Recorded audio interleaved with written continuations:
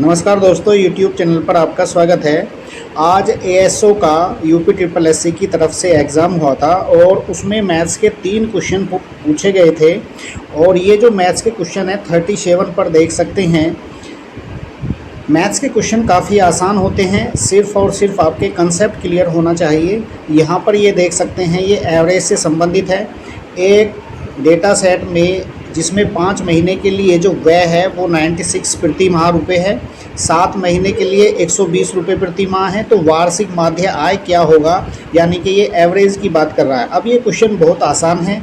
यदि आपके एवरेज का कंसेप्ट क्लियर है तो ये उसी कंसेप्ट से ये जो क्वेश्चन है आराम से हो जाएगा। तो एवरेज किसे कहते हैं? एवरेज का मतलब होता है कि बराबर बराबर बराबर किसी भी चीज़ को बांटना। मान लीजिए आपने कोई चीज़ 12 महीने तक अलग अलग प्रकार से खर्च की है, तो उसको 12 महीने से कुल समय से उसको डिवाइड कर दो, कुल करके तो एवरेज निकल आता है। यानी कि एवरेज का मकसद ही होता है उस चीज़ को बराबर बराबर डिवाइड करना। तो यहाँ पर हम देखते हैं 5 महीने के लिए 96 रुपये प्रति माह खर्च किए, तो 5 महीने का कुल खर्च 5 गुना 96 ये कितना हो गया? ये हो गया कुल मिलाकर के 480 रुपये। और इसी तरीके से हम देखेंगे यहाँ पर 7 महीने के लिए 120 रुपये प्रति माह है। फिर हम 7 की यदि मल्टीप्लाई 120 से करें तो टोटल फिर हमें यहाँ पर मिलेगा 840। और फिर हम क्या काम करेंगे, अब कुल 12 महीने का निकालना है तो 480 और प्लस हम 840 कर देंगे। हमें जो टोटल वैल्यू मिल जाएगी वो मिल जाएगी 1320 रुपये। अब हमें प्रति महीने का निकालना है, तो प्रति महीने के निकालने के लिए इस 12 महीने के कुल खर्च को हम कर देंगे डिवाइड 12 से। तो जब 12 से हम डिवाइड करेंगे तो यहाँ पर हम देखेंगे 1320 को 12 से डिवाइड करके आंसर आएगा 110। Option A 110। ये केवल 20 सेकंड का क्वेश्चन था, तो इसका ऑप्शन हो जाएगा सही 110। अब हम दूसरा क्वेश्चन देख लेते हैं, वो भी काफ़ी आसान है। देखो इस टाइप के जो क्वेश्चन हैं ये यहाँ पर ये देख सकते हैं, कुछ बच्चे सॉल्यूशन में दिमाग लगाते हैं, जबकि इसका ऐसे क्वेश्चंस का सॉल्यूशन नहीं करना, क्योंकि हमारे पास इतना वहाँ पर टाइम नहीं होता। तो यदि a + b = 8 है और ab = 12 है, तो a² + b² की वैल्यू यहाँ पर क्या होगी? तो देखो जितनी भी संख्याएं हैं 1 2 3 4 5, इस तरीके के क्वेश्चन में एक सेट बना लो 1 से 9 तक का, और एक तरफ और दूसरी तरफ 1 से 9 तक का, और दूसरी तरफ भी 1 से 9 तक का। अब यहाँ पर देखो ऐसी कौन कौन सी संख्याएं हैं जिनमें a + b = 8 और ab = 12 बैठ रहा है। तो आराम से देखो यहाँ पर 6 और 2 कितने होते हैं? 8 होते हैं, और 6 दूनी 12। ऐसे क्वेश्चन को सोल्व करने के लिए होता है दोनों इक्वेशन जो है सेटिस्फाई होनी चाहिए, तो वो 6 और 2 अंक हैं।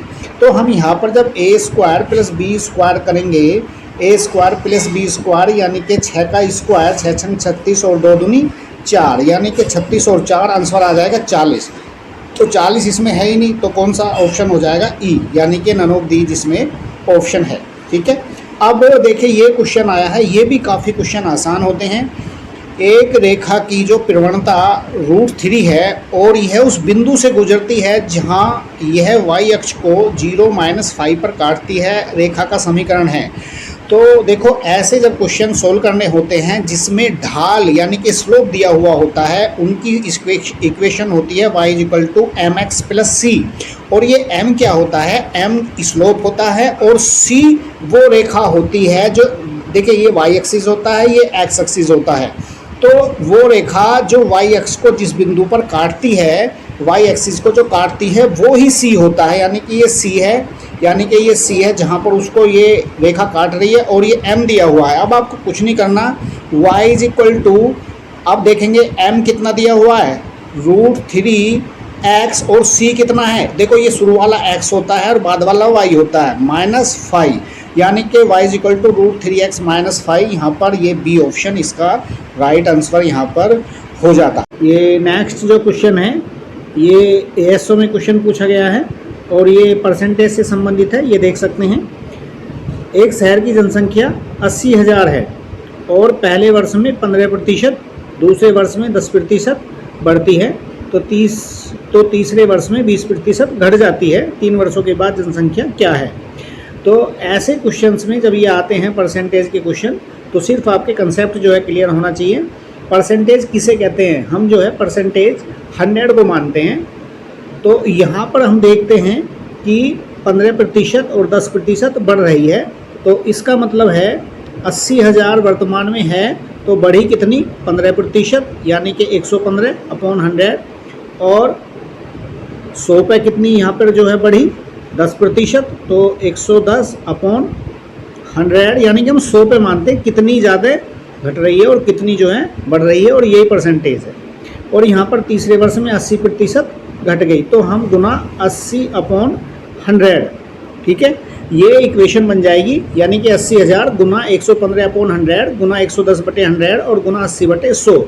और जब हम इसको सोल्व करेंगे, जी देखो ये जीरो से ये जीरो कट जाएगा, यहाँ पर इस जीरो से इस ये दोनों जीरो कट जाएंगी, और यहाँ पर इस वाली जीरो से ये वाली जीरो, इस वाली जीरो से ये वाली जीरो, तो कुल मिला के आएगा हमारे पास, यानी कि 115 बचेगा और गुना 11 बचेगा और गुना 8 64 बचेगा। और जब हम इसकी मल्टीप्लाई के बाद आंसर निकालेंगे तो आंसर आएगा 80,960। तो ये परसेंटेज से संबंधित था। आज जो ASO का जो UPSSC की तरफ से जो एग्ज़ाम हुआ था, उसमें कुल अर्थ मैथमेटिक्स के 4 क्वेश्चन पूछे गए थे, बाकी सभी स्टेट से संबंधित थे। तो वीडियो देखने के लिए आपका बहुत बहुत धन्यवाद। चैनल को लाइक, शेयर और सब्सक्राइब करें। जय हिंद, जय भारत।